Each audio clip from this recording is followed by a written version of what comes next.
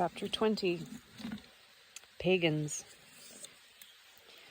The main criticism leveled against Anastasia comes down to the allegation that she is a pagan, without even the slightest proof or examination of the ideas put forward by this tiger recluse, though Anastasia herself clearly and distinctly called herself a Vedrus.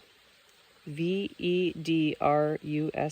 Footnote, Vedrus, see Book 6, Chapter 4, Adornment Civilization. Well then, if she is a pagan, what does that imply? Japan, even today, is practically a pagan country. The Roman Empire in its heyday was pagan too. Our forefathers and mothers were also pagan, but much more than that. At the time when the Egyptian state and the Roman Empire were flourishing, Vedic culture was still reigning in Russia. Footnote, Vedic culture, see the section on Vedism in Book 6, Chapter 5, The History of Mankind as told by Anastasia. So should we be proud of our pagan history and heritage, or be ashamed of it? We are told that our heritage is something to be ashamed of. The words paganism and pagan have been turned into word symbols. Symbols designating something bad or terrible. Footnote, paganism, pagan. In Russia, the word paganye, now spelt poganye, means foul, unclean, vile, and has frequently been used by Christian ideologists in conjunction with yazychnik, or pagan, to refer to adherents to Russia's pre-Christian religion, as well as non-believers in general. Thus, under the influence of the Christian church over the centuries, the term yazychnik has acquired a strong negative connotation. Yazychestvo, or paganism, and yazychnik, pagan, both stressed on the second syllable, are derived from the word yazyk, literally meaning tongue, meaning a territory where the population shares the same language, and were used by early Christians in Russia to refer to the totality of Russia's non-Christian people who spoke a language different from that of the Christian newcomers. The English term pagan is derived from Latin paganus, meaning rural or of the village. Rural areas were much slower than urban populations to accept Christianity. Note that for the same reason, the word villain, derived from village in English, has also acquired a negative meaning. End footnote. The word Christian has also become a word symbol, but it symbolizes, by contrast, spirituality, decency, enlightened thought, and closeness to God. Today we have the opportunity to observe the Christian as a type and judge his worth by his fruits. We can judge by our own modern way of life. What am I saying? We are not in a position to judge anything. We simply can't compare this type with the way of life led by our pagan foremothers and forefathers, which people today are all too prone to curse, hidden as it is from our sight. In sum, what we are told about the history of our country, as served up to us, is the following. Our ancestors were some kind of horrible, dark people, but then the enlighteners arrived, bringing with them a new ideology worked out in Israel, namely Christianity. The Russian Prince Vladimir adopted it and baptized the whole nation of Rus. Not long ago, we celebrated the millennium of this event. But what is 1,000 years? A mere split second against the backdrop of billions of years. Well, let's think of it in terms of not a split second, but a single day. That's very important, being able to compress time. Now you will see what comes from this line of reasoning. There's a footnote on Rus, name given to the large East Slavic state in the 10th century north of the Black Sea, with its capital at Kiev. In 988, Prince Vladimir of Kiev adapted baptism from the Byzantine or Eastern Orthodox Church, and shortly thereafter presided over a mass baptism of Kiev residents in the Dnieper River. In return, he obtained the hand of the Byzantine emperor's sister in marriage, as well as a military alliance with Byzantium. Okay. Let's say you awake one fine sunny morning and see visitors at your door. They proceed to tell you that your parents are bad and horrible pagans, and now you must become Christian, and instead of communing with nature, you must ask for forgiveness for your sins, since your parents were such sinners that their sins have attached themselves to you. And right off, you agree with the foreigner's statements. You follow them to their temple, kiss their hands, you're asking for their blessing, and try not to even think about your parents. You try to erase them from your memory, leaving behind nothing but the notion, horrible pagans. This is the picture that emerges from our figurative compression of time. Over the past 1,000 years, the foreigners have focused our attention on a multitude of different events. They tell about who went to war with whom, what splendid buildings they constructed, who married whom among the princes or kings, who gained power, and how. But by comparison with one's attitude towards one's parents and their culture, this has no essential significance. All these other events, disasters, and woes will simply be a consequence of the fundamental act of betraying one's parents. But we never betrayed our parents, someone will argue. Such events took place more than 1,000 years ago, and those were quite different people who lived back then. Well, I could paraphrase it and expand the time frame, but it wouldn't make a scrap of difference. Your distant, very distant foremother was a pagan. She loved and understood nature. She was acquainted with the universe and knew the meaning of the rising sun. She gave birth to you. She gave birth to you in the far distant past in a marvelous garden, and your beautiful foremother rejoiced over you, and your father was happy at your appearance. Your forefather and your foremother wanted you, so far, far distant from your present-day self, to make this marvelous space even more marvelous, to make it so that it would come down to you in the present day, enhanced by each succeeding generation, so that you today would be able to live on an earth transformed into a planet of divine paradise. They did this especially for you. They were pagans and were able to understand God's thoughts through nature. Your distant, very distant mama and papa knew how to make you happy. They knew because they were pagans. Your father died in an unequal battle with foreign mercenaries, fighting for your future. Your mama was burned at the stake because she refused to exchange your marvelous future for what you see around you today. But still today came. And today the descendants of the pagans are still on bended knee, still kissing the hands of the descendants of those who burned their mothers and slew their fathers. They kiss their hands and make up songs about Russia's inconquerability. They sing songs about the Russian spirit slavishly crawling on their knees for more than a millennium now. What kind of freedom is that? Hey, you who have been oppressed by a 1,000-year joke, intoxicated by the drug of foreign ideology, it is time to wake up. Whoever is able, wake up and start thinking. How could it have happened that Anastasia, a Siberian recluse, a Russian, after saying only a few words about Russian history, was immediately met with such opposition, and not just anywhere, but right here in Russia itself? If this country, as we believe, was not seized by ideologues, sorry, If this country, as we believe, was not seized by ideologues from abroad, then who is behind all this opposition?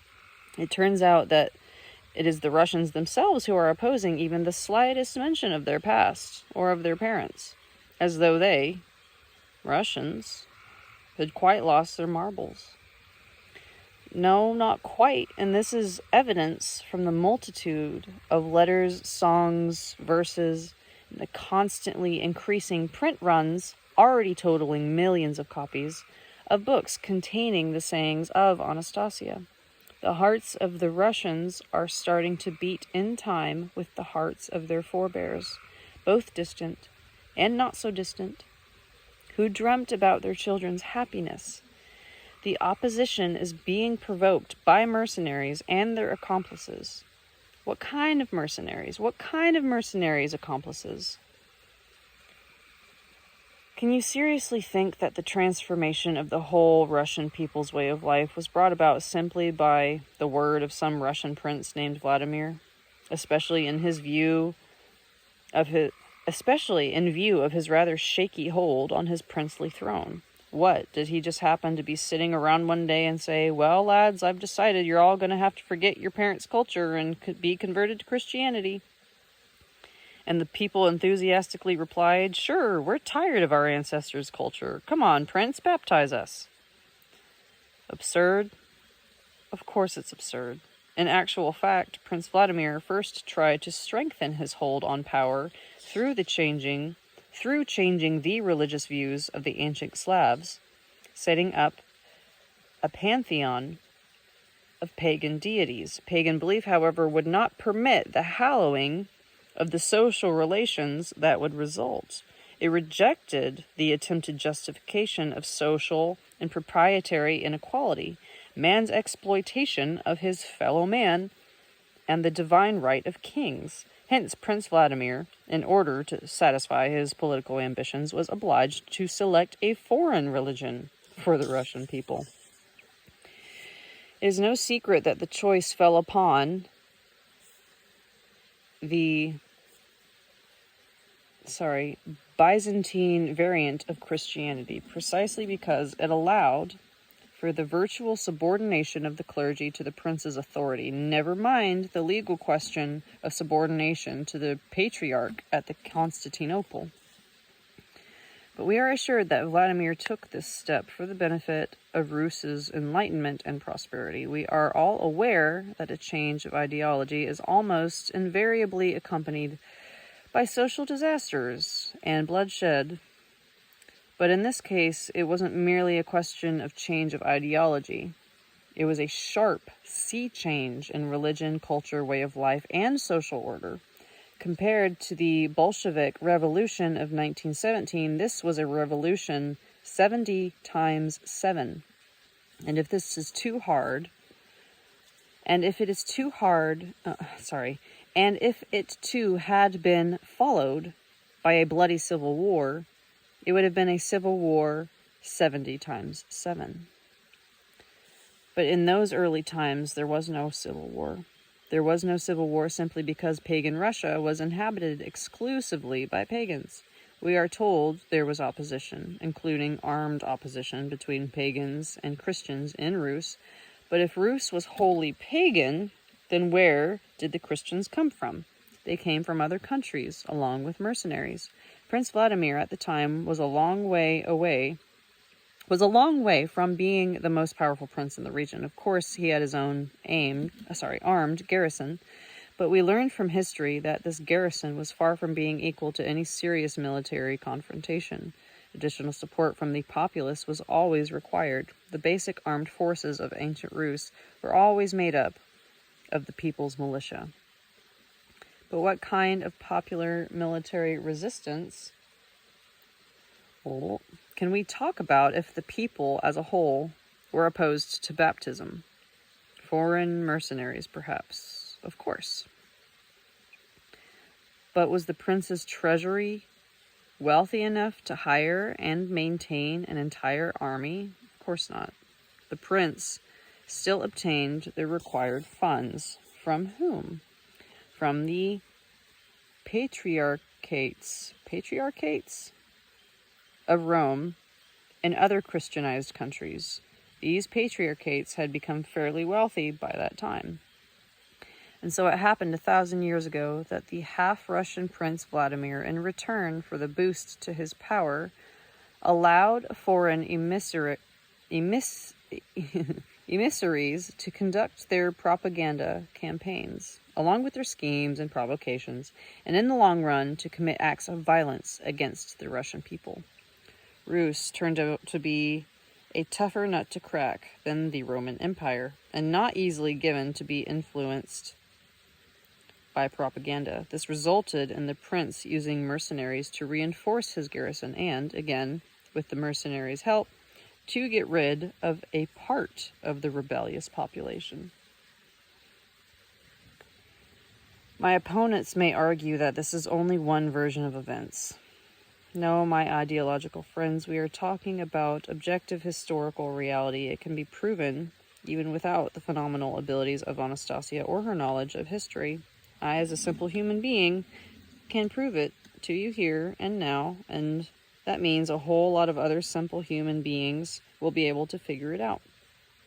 Perhaps those devotees of occult ideologies can tell me how many millions of Russian fathers and mothers they burnt alive at the stake. Name your figure. Even a conservative estimate will do. Or are you going to tell me that this never happened? It did. Your own sources mention it. Think back. At a congress that took place in Russia back in the 15th century, a group of Volga elders raised the question of abolishing the death penalty for heretics. Note that this was already 5 centuries after the Christianization of Russia, and here are the sons of Rus still resisting. Not only was the death penalty not abolished, but the Volga elders faced an unenviable fate. But if you still wish to look upon what I have said as simply my version of events, go ahead. Only let us then regard your statements as a version too, and let's compare both versions. A comparison will easily show that your version is completely illogical, and that it is founded merely on statements which you demand to be accepted as truth. Besides, you are unable to present a single document confirming, for example, that pagans in Rus offered human sacrifices. Show people what archaeological evidence you have. Go dig up the victims. You won't find any, because there aren't any. Show us the pagan books outlining their worldviews. Give people a chance to compare the cultures of both civilizations. You refuse to show them? Why? Because you know very well that once people become acquainted with such texts, they will see the utter absurdity of their modern lifestyle. And so it turns out that your utopian version is not backed up by any proof. And so you demand that everyone simply believe, and that's it. Believe in us, or else you'll be labeled a godless non-believer. There is evidence to show that Rus was enslaved by deception and force. I shall not go through the whole list. A single example will suffice. From those times right up to the present day, Rus may be considered an enslaved country, and foreign ideology is still prevalent in the Rus of the present. Even today, Rus is still paying tribute money, only in a different form. The flight of capital, the sale of mineral resources, the stranglehold of poor quality foreign food products on our market. And today, the ideological component is very closely monitored.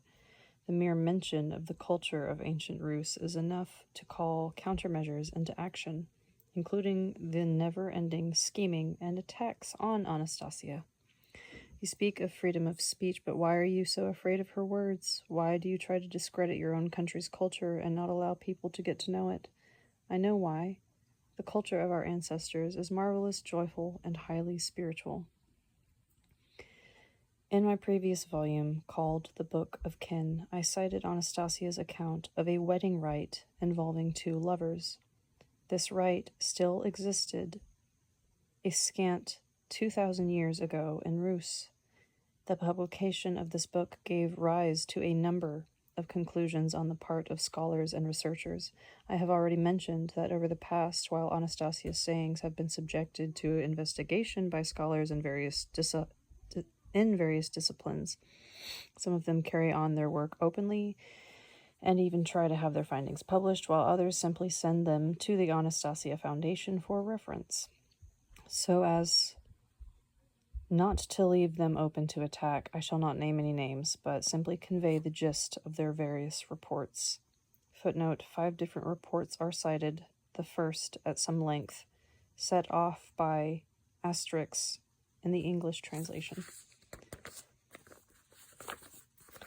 Anastasia's presentation of the wedding rite, prevalent in the culture of ancient Rus, is a unique and priceless document attesting to the high level of knowledge among the inhabitants of the time. The whole rite is based not on belief in the supernatural, but on the knowledge of that which we today term supernatural. The individual components of this rite may be seen even today among various peoples, but in the modern interpretations, these components are purely ritualistic, senseless, and deficient in nature, and consequently not up to the task of cementing the union of two people in love to the same degree of effectiveness as back when they were applied with full conscious awareness. In today's versions of the rite, some of these components seem meaningless, grounded in a kind of superstition. At best, they fall into the category of so-called esoteric activities. Anastasia's description takes us from a misperception of the rite as a senseless act to an awareness of its preeminent rationality, and indicates not only the knowledge but the ultimate height of spirituality among those generations of Slavs which came before us.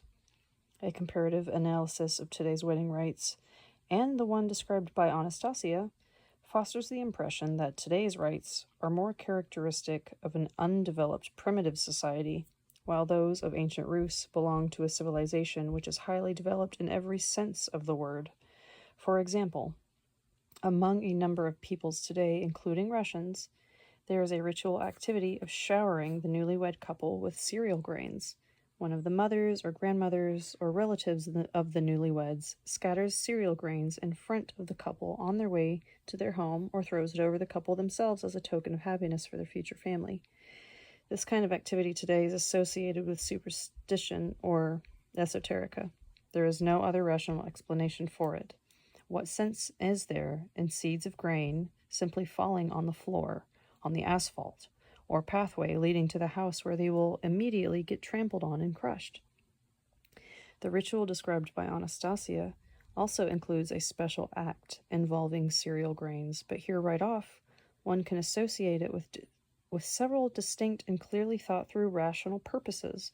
All the wedding guests, relatives, friends, and acquaintances bring with them seeds from their best plants, and each one plants by his own hand the little seed he has brought with him in the spot designated by the newlywed couple. In terms of material wealth, it is not simply betokened but actually achieved in practice by the special act described. In just a brief space of time, an hour or two, the newlyweds have the makings of their future orchard, drawing upon the best fruit and berry plantings in the neighborhood, as well as a vegetable garden and a green hedge wherewith to frame their space. No less important is a second, or psychological, aspect of this special act. Many of us know about the improvement in one's mental state upon entering into natural surroundings. Such pleasant sensations are enhanced by contact not with someone else's garden plantings, but with your very own. The strength of spirit and level of emotions you should feel upon entering a garden where every little tree, bush, and blade of grass was created as a gift for you directly by your parents, relatives, and friends is something that we can only guess at, as it is doubtful that anyone living on earth today is able to have such a space as this. And by all appearances, it was not just material prosperity, but more importantly, one's inner positive emotions resulting from such a special act that played a fundamental role therein. In current esoteric literature, a lot is said about the energy of Kundalini and chakras. Footnote: Kundalini, the power or energy coiled up in a form of a serpent and located at the base of the spine, at the body's lower chakras or energy plexus. Many Oriental yoga practices aim at spiritual enlightenment by awakening the Kundalini energy and moving it up the spine into the higher chakras. End footnote. The information presented basically focuses attention on the possibility of the existence of chakras. There is little doubt as to the existence of the energy of love or the energy of sexual attraction between men and women. The vast majority of people have experienced the effect of this energy themselves. However, neither the theoreticians of the past nor our modern scientists have ever touched upon the possibility that man can actually control this energy. The rite described by Anastasia has shown for the first time how man can control, transform, and maintain this energy. In actual fact, the young lovers materialize the love which has been bestowed upon them, or which has entered into them. With the help of this energy, they shape a visible and tangible space around them. They see to it that this great energy remains with them in perpetuity. Why was this possible for them, but not for us in our present reality? Let us compare the actions of two loving couples in the past and in the present. The average loving couple today spends their time either at entertainment venues or alone together on walks or at home. They often enter into sexual relations even before marriage. The basic goal of most lovers today is the official recognition of their relations by a secular marriage bureau or a church. Research has shown that young couples do not adequately plan for their future life together. If a couple should try to determine their course of life together after marriage, it's a vague conjecture at best. Psychologists observe that it is the hope of each would-be newlywed that, after joining together, their life would be improved by their partner. They all hope that the elevated, life-fulfilling state of love will carry on after marriage, but the love is fleeting. The surrounding space becomes routine. Far from reminding them of their earlier feelings of being in love, it starts to become irritating through its routineness and primitiveness. The irritation can also arise in the couple's relationship to one another. Few suspect that something other than this irritation is at the root of the couple's actions after marriage. Dissatisfaction actually results from an inability to make proper use of the state of love. As practice has shown, neither secular laws nor religious admonitions are capable of ensuring continuing mutual affection or even an attitude of mutual respect. Now let us take a look at the actions of the young couple in the account presented by Anastasia and try to come up with a logical scientific interpretation. First, the declaration of love in itself is quite striking. With you, my beautiful goddess, I could create a space of love to last forever, the young man told his intended. And if the girl's heart responded in kind, she might answer, my God, I am ready to help you in your grand co-creation. Now compare this with the declaration of love formulated by the famous poet, which comes the closest to describing the gist of modern attitudes toward the energy of love. I love you so. What can I say more? What else could I tell you besides? Footnote from Tatiana's declaration of love in her letter to Onegin in Alexander Pushkin's Eugene Onegin, better known in the West as Tchaikovsky's opera of the same title, Act 1, Scene 2. JW translation. As we can see, the first declaration above proposes right off a distinctly formulated grand act, namely the creation of a space of love. In effect, it is a scientific materialization of love. The second declaration, on the contrary, does nothing more than state, "I love you," with no further action specified. It is simply that neither he nor she have any idea how and for what purpose to use their energy of love. The lovers in Anastasia's account, by mutual agreement, set about forming a space of love for themselves and for future generations, their future generations. They go off by themselves and may even spend the night in the shelter they have built on their chosen plot of land, but they refrain from entering into sexual relations. Is this some kind of ritualistic abstention? Such instances of abstention are part of many people's religious beliefs. They are also found in secular ethics. Young people in love should not enter into sexual relations before their marriage is registered, or alternatively, before they are wedded in a religious ceremony. However, the vast majority of young people today pay no heed to religious admonitions or public condemnation, but freely launch into premarital sex. Why? The most probable answer lies in the complete illogicality of both the social and religious requirements. The lack of a plausible explanation as to what the energy of love is all about, or more accurately, the simple ignorance thereof. The energy of love activates a whole complex of feelings in man, capital M. It accelerates the mental process, and this energy can be compared to an apex of inspiration which presupposes a series of grand acts to follow. Thanks to their knowledge, as well as a highly developed culture of mutual human relations, the young couples of ancient Rus quite naturally directed the energy of love and sexual attraction toward the act of creating a space for their future life together. What two young lovers create together can hardly be surpassed, one would imagine, with the help of scientific investigation. The following statement of Anastasia attests to this.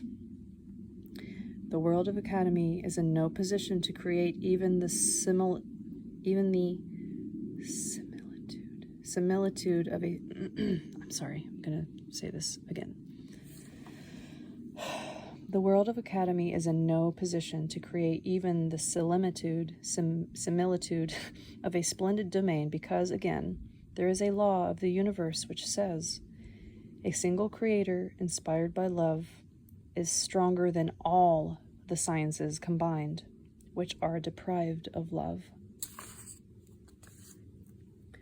All the actions of the participants in the events reflected in Anastasia's account of the wedding rite are infused by logic, rationality, and the highest degree of culture and spirituality. By comparison, what a sorry spectacle is offered by our modern wedding ceremonies, where the main focus is on the reception, where the guests gorge themselves on food and alcohol. In terms of their emotional richness, along with their meaningful and informative content, Anastasia's presentations of the parables and rites of ancient pagan, or to use her term, Vedic, Rus, by far surpass all the ancient tales we know of describing our past history. Even the famous Song of Igor's Campaign pales before them. Footnote, Song of Igor's Campaign, a celebrated poetic chronicle of ancient Rus dating back to the 12th century. Through her narratives on Vedic Rus, Anastasia is, in effect, revealing to us the highly spiritual culture of a civilization of which we were hitherto unaware. She is radically transforming academic concepts as to the history not only of our country, but of humanity as a whole. Such an unexpected sea change, not to mention the simplicity with which it was brought about, has thrown many leading lights of contemporary academia into confusion. And in an effort to somehow maintain the framework of the academic positions they have attained, they try to pretend that nothing has changed, that they know nothing about the information presented. They are like ostriches hiding their heads in the sand. This information is real.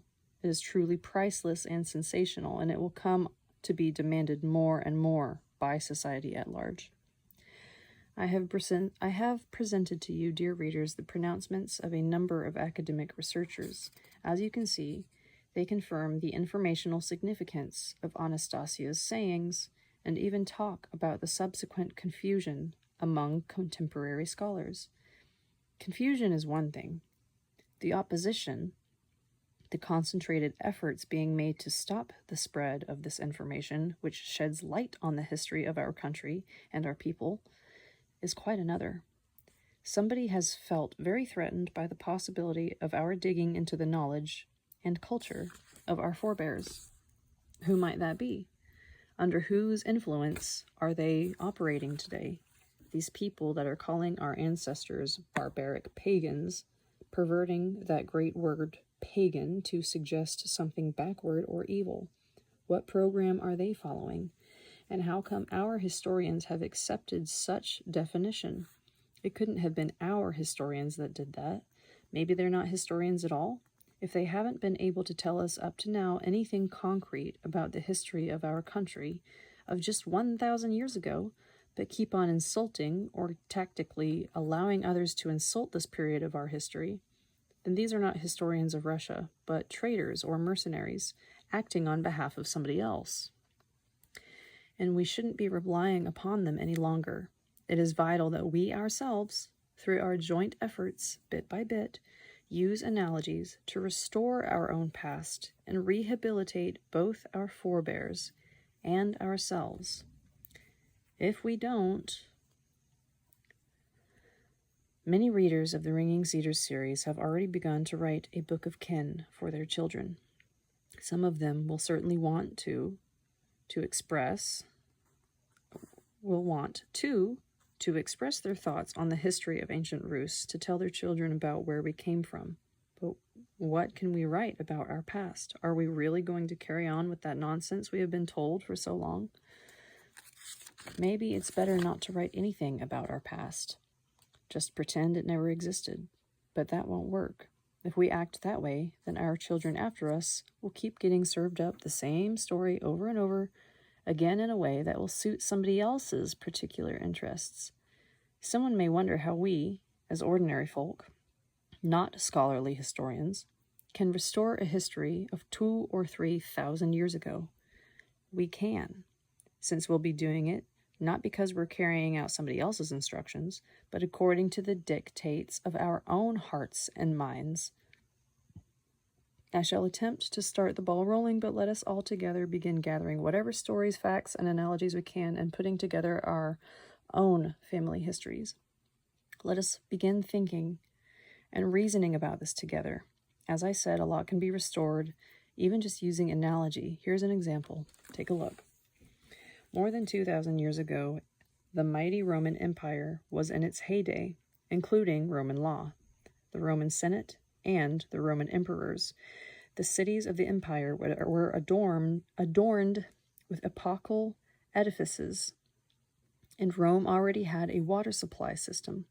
There were libraries and a flourishing of art. The Roman Empire waged quite a number of wars. In contrast to the developed states of the pre-Christian era, there is virtually no information about the Russian state, its political structure, its territories, or its culture. Maybe it simply didn't exist? Of course it existed. We know from historical sources that by the time Rus was baptized, it already had cities and princedoms, and Prince Vladimir, who oversaw the baptism of Rus, was by no means the first prince. The same source tells us about his father, Prince Sviatoslav. In other words, Rus existed contemporaneously with the Roman Empire. It had cities and a multitude of wealthy settlements. Yes, wealthy because the cities of ancient Rus took shape not just as capitals of princedoms, but as trade and handicraft centers serving the many settlements on the outlying area. Poor settlements do not give rise to cities. There would simply be no one to finance their construction, and no consumer demand for what they produced. Now let us try to determine whether pre-Christian Rus was a strong or a weak state. Let us suppose, for the sake of argument, that it was extremely weak. Not only that, but historians claim that Rus was divided into petty independent princedoms, which were constantly warring with each other. But once again, the question arises, if pre-Christian Rus was so weak, a state torn apart by internecine conflicts, why did it not fall prey to attacks by more powerful states? As a weak state by comparison with its neighbors, not to mention the Roman Empire, the Russian state could have easily been conquered and transformed into a tribute-paying colony. But here is where the enigma and the mystery begins. In all the annals of the Roman Empire and other states of the period, there is no mention of any attack on Rus. We ourselves know that up to the time of the official baptism, Rus was a free and independent state, unconquered by any other. So why did nobody try to conquer pagan Rus? Perhaps it was because it had an extensive, well-organized, and well-equipped army? But no, that it did not have. Even during the time of the princes, there were only small armed garrisons whose numbers were far from equaling those of the Roman legions. We shall never understand the historical truth if we start with a false reasoning about pagan Rus, especially Vedic Rus. On the other hand, everything falls into place if we accept and understand the opposite hypothesis. Vedic Rus, before the time of the princes, was highly spiritual and a highly organized civilization. It was that same lost civilization on the earth about which legends would be subsequently told. I deliberately referred to ancient Rus not as a state, but as a civilization, since the benchmark of statehood for that period is considered to be Egypt or Rome. These were under the control of supreme leaders, priests, and an elite that had enriched itself at the expense of slaves. The social structure of Rus was significantly perfected and more civilized in comparison to Egypt or Rome. In Rus, at that time, there was absolutely no slavery. Neither were there any petty princedoms warring amongst themselves. Rus was comprised of marvelous kinsdomains. Decisions were taken at popular assemblies known as vice. Information was circulated by wise men. Footnote, wise men, Russian,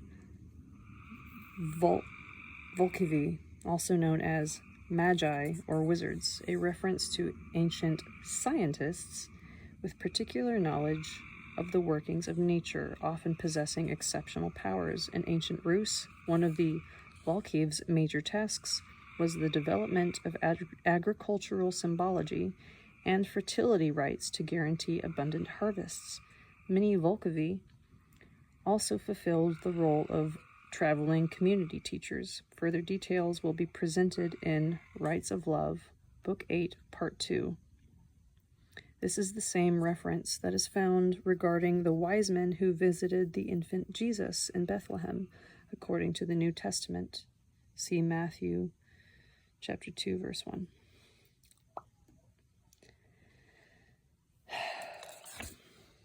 But note how the concepts have been distorted, including the meaning of the word civilization. Egypt, where all the people were subject to the rule of the priests and the pharaohs, was known as highly developed, a civilized state, while Rus at the same period was called backward, uncivilized, and weak, without any kind of real statehood. That's pretty steep. If there was no slavery, no petty tyrant despots, despots, does that mean there was no state? That Rus was uncivilized? Again, the same question. Why then did nobody conquer Rus? Of course, there were attempts at conquering the Vedras people, but those who tried it always endeavored to erase the results of such attempts, even from their own memory. Here is what Anastasia told me about one of these attempts that took place more than 2,000 years ago.